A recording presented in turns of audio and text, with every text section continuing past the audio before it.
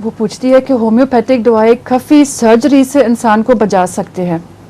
तो एक बीमारी है हाइड्रोसील, बच्चों में अगर वो होता है तो क्या उसके लिए भी होम्योपैथिक दवाई काम आ सकती कि उसकी सर्जरी कराना लाजमी है? बाज़ बच्चों में हाइड्रोसील में होम्योपैथिक दवाई काम आ जाती है। ये लड़कों को बीमारी होती है और बाज़ दफ़ा नहीं आती, उस वक्त फिर सर्जरी करानी ज़रूरी है।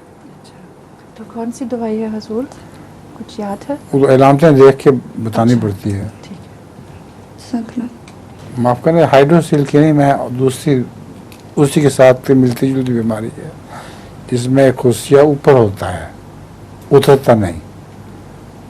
उसके लिए ऑपरेशन की बजाय होम्योपैथिक दवाई काम आ जाती है।